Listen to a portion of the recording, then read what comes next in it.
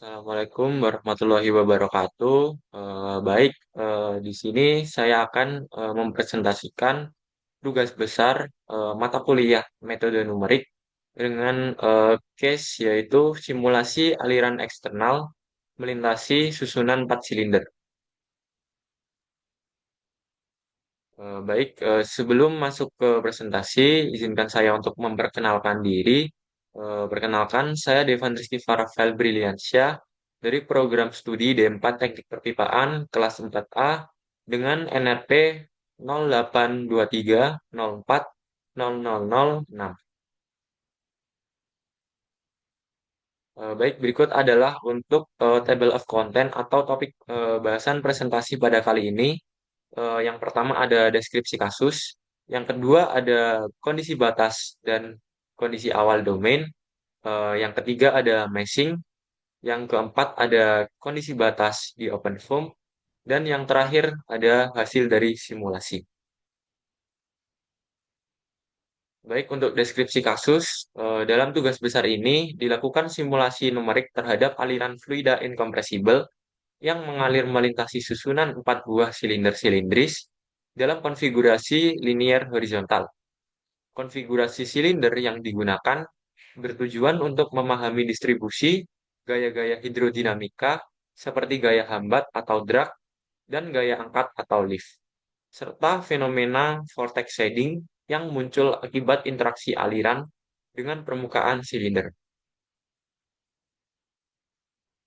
Baik, selanjutnya ini adalah untuk aplikasi pada dunia teknik. Untuk yang pertama ada heat exchanger, yang kedua ada platform di offshore, dan yang terakhir ada desain kendaraan. Baik, selanjutnya ini adalah kondisi awal dan batas domain. Untuk spesifikasi domain pada tugas besar kali ini, untuk panjang dari domain sendiri yaitu 35 satuan, untuk tinggi dari domain yaitu 20 satuan, dan untuk tebal dari domain yaitu 1 satuan. Dan pada kali ini saya mendapatkan data dengan sudut alfa yaitu 0 derajat dan untuk radius yaitu 2 kali dimensi atau 2 kali 1. Baik, saya akan tunjukkan hasil dari runningan pada software Salome didapatkan untuk panjang dari domain searah sumbu X yaitu 35 satuan, untuk tinggi searah sumbu Z yaitu 20 satuan, dan untuk tebal dari domain searah sumbu Y yaitu 1 satuan, dan pada domain terdapat box kecil yang berukuran 9 kali 9 satuan dengan di dalamnya ada 4 silinder yang memiliki sudut alfa yaitu 0 derajat.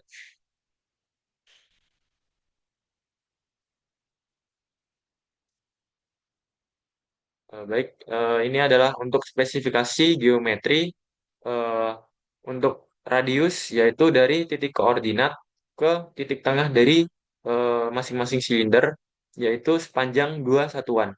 Dan untuk sudut dari setiap silinder yaitu eh, 0 derajat dari titik koordinat. Baik, selanjutnya ini adalah untuk tahap mesh. Saya menggunakan 3 submesh. Yang pertama ada submesh 1 menggunakan algoritma NetGen 1 2D dan hipotesis NetGen 2D parameter underscore 1. Dan untuk hipotesis construction pada opsi arguments, saya menggunakan max size 1 dan minimal size 0,05 dengan fineness yaitu very fine. Dan untuk hipotesis construction pada opsi local size, saya menggunakan value 0,03 untuk edge cylinder 1 sampai edge cylinder 4. Dan face small box depan memiliki value 0,07. Baik, selanjutnya ini adalah untuk submesh yang kedua. Untuk submesh yang kedua, algoritma yang digunakan yaitu where discretization, dan untuk hipotesis number of segment underscore 1. Untuk number of segment menggunakan satu dan type of distribution-nya menggunakan equidistant distribution. Selanjutnya ada submesh 3 yang sama dengan submesh 2 menggunakan algoritma wire discretization menggunakan hipotesis number of segment underscore satu dan menggunakan type of distribution yaitu equidistant distribution. Baik, selanjutnya ini adalah hasil mesh yang saya kerjakan atau saya running pada software Salome. Didapatkan hasil dari meshing lebih padat atau lebih rapat pada eh, box dalam 9 kali 9 satuan dan lebih besar pada eh, domain luar. Dan untuk jenis mesh yang saya gunakan yaitu menggunakan tetrahedral. Hedral. Baik, selanjutnya kita masuk ke tahap kondisi batas open form. Eh, untuk pada open form kali ini kita mengubah beberapa file yang ada pada open form. Yang pertama ada file boundary. Untuk file boundary ini sendiri, untuk inlet dan onlet kita ubah menjadi patch type-nya. Untuk atas dan bawah type-nya menjadi simetri, depan dan belakang menjadi empty.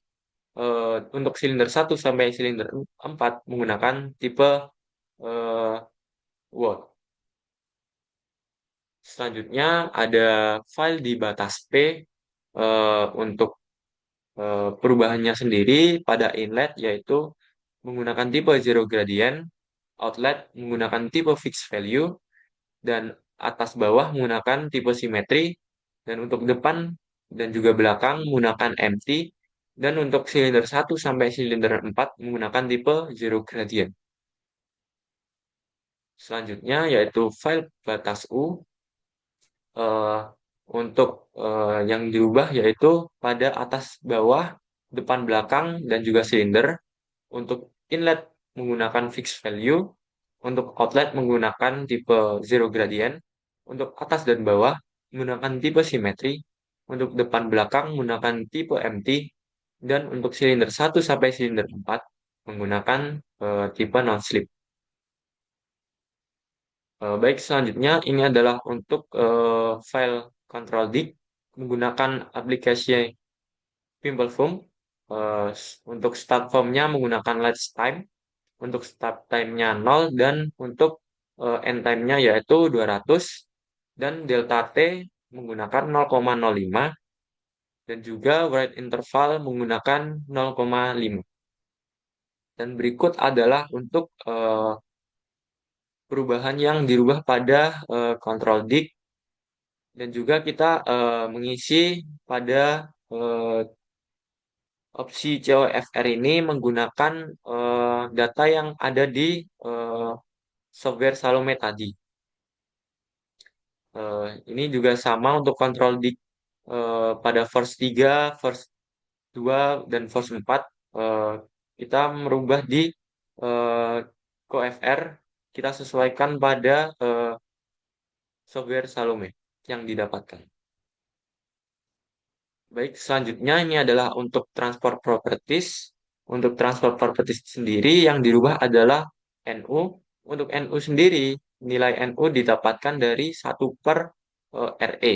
Untuk RE sendiri yaitu 100 ditambah NRP atau 1/106 dan didapatkan nilai sebesar 0,0094. Baik, setelah dari tahap open form, kita lanjut ke tahap selanjutnya, yaitu menggunakan software ParaView. Dan pada software ParaView kali ini, kita merunning hasil dari plot vorticity. Untuk plot vorticity eh, di detik 0 sampai di detik 200 terjadi perubahan aliran dan juga eh, koefisien terhadap silinder. Selanjutnya ini adalah untuk plot kontur tekanan. menggunakan animasi garis-garis dengan eh, bisa dilihat pada gambar untuk perubahan eh, dari detik ke 0,5 sampai ke detik 200. Baik, selanjutnya ini adalah untuk hasil prot koefisien 4 silinder dengan grafik koefisien drag terhadap waktu. Didapatkan ini adalah didapatkan grafik koefisien drag terhadap waktu. Selanjutnya ini adalah hasil plot koefisien 4 silinder dengan koefisien lift terhadap waktu. Didapatkan untuk silinder satu mengalami sedikit perubahan, hanya sedikit perubahan. Untuk silinder 2 dan silinder 3 mengalami kenaikan dan penurunan yang signifikan pada grafiknya. Dan untuk silinder 4 pada awal detik awal perubahan pada grafik sangat kecil, namun pada akhir waktu eh, perubahan naik turun yang signifikan terjadi pada silinder 4. Selanjutnya ini adalah untuk hasil perhitungan RMS atau Root Mean Square didapatkan seperti pada tabel untuk silinder 1 3,86434 plus 15 dan untuk koefisien lift yaitu 7,10829 plus 112 12 untuk silinder 2 4,95 sekian dan untuk koefisien lift 7,1 sekian. Untuk silinder 3 untuk koefisien dragnya didapatkan 4,9 sekian. Dan untuk koefisien liftnya didapatkan 7,28 sekian. Dan untuk silinder 4 didapatkan koefisien dragnya 2,47 sekian. Dan untuk koefisien RMS koefisien lift yaitu 8,09 sekian.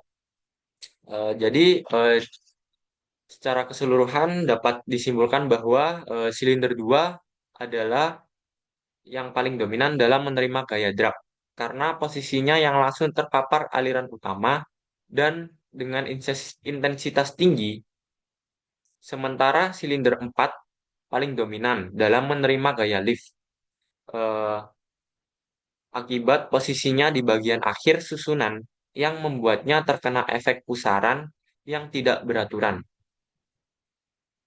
Variasi ini menunjukkan adanya pengaruh kuat dari interaksi antar silinder dan posisi relatif terhadap arah aliran yang mempengaruhi distribusi gaya hidrodinamika secara signifikan.